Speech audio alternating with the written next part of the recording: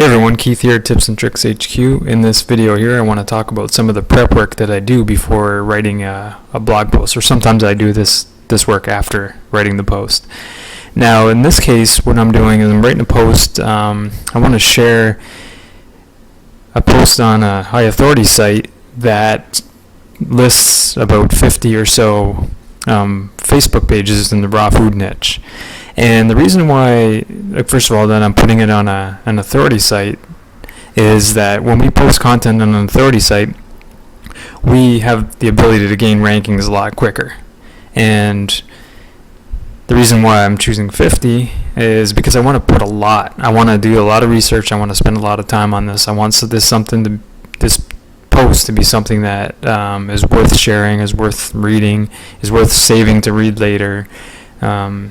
So I'm gonna do a lot. I'm gonna put a lot in there.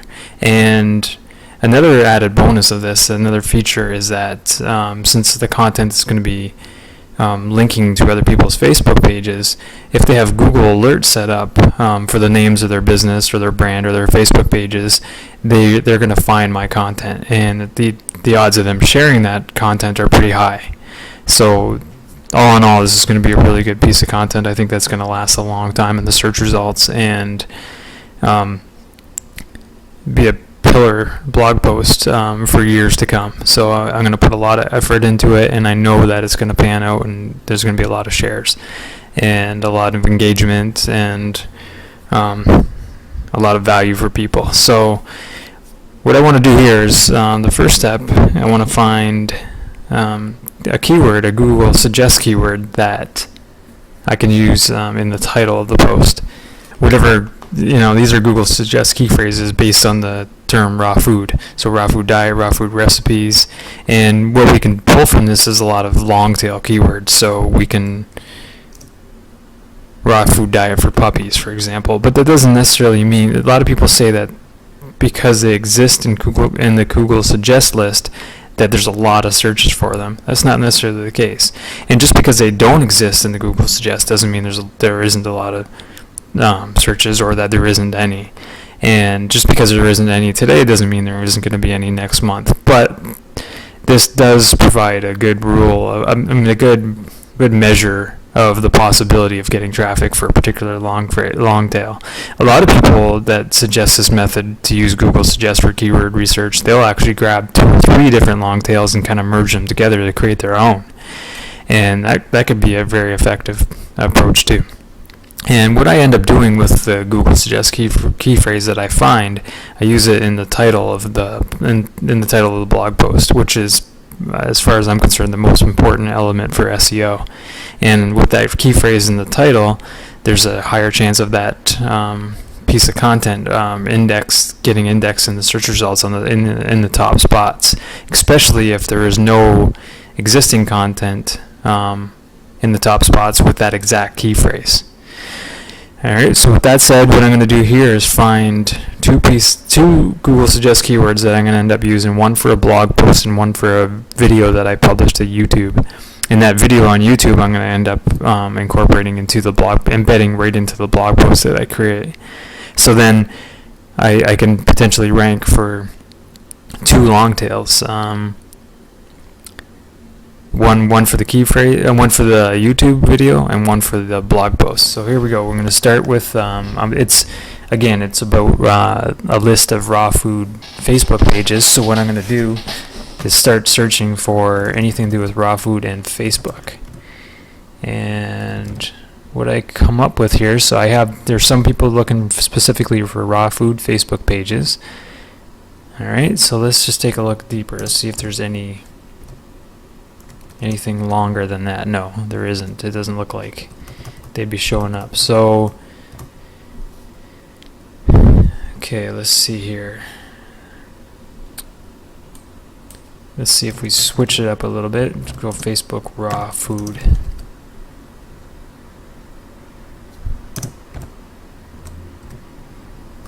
Okay. Raw food diet, Facebook.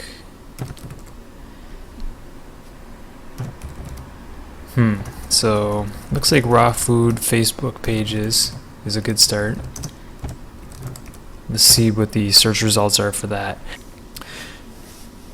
Alright, so we got raw food Facebook pages, and then what it does is list a bunch of Facebook pages related to raw food, which is great. But I think still, if there's an article specifically that includes this title, I think that'd be a great start, and that'd be something that's very good for that could potentially outrank all these pages here, and then I can list some of these within my article. All right, so that's a good one for the blog post. Now let's come up with something for the video. Okay, I'm gonna see what shows up for raw food diet in Facebook.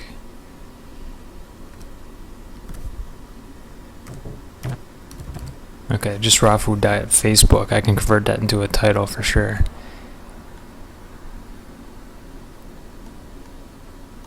Alright, so there's nothing in the top results that show raw food diet, except for this one, raw food diet, and then Facebook. So yeah, I can probably get a video in the top results here if I use this in the title of it. Alright, so now to come up with actual titles, since I'm creating 50, there's going to be 50 of them, what I'll do is come up with a title, something like 50 raw food Facebook pages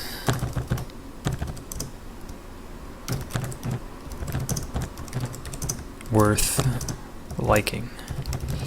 Now I'm going to put a word within here. Let's see, impactful maybe. Let's see, define something strong, a strong word. So impactful, having a major impact or effect. So yeah, I think I like that. So we'll go to, we'll call it impactful, and I'll make sure that that's all I provide is impactful raw food pages on Facebook. Now for the video, I'm going to be shooting a screencast video just like you see here, and I'm going to actually scroll through and actually have a look at some of those Facebook pages. I'm going to go with so there was raw food diet. Facebook is the keyword.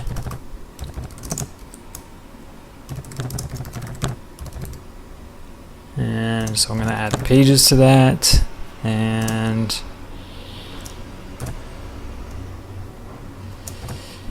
so maybe I'll put must see, 50 must see.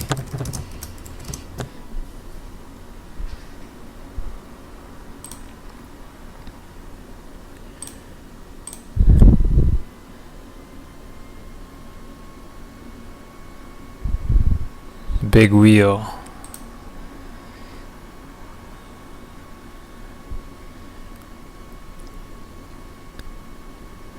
Very important person, big wheel.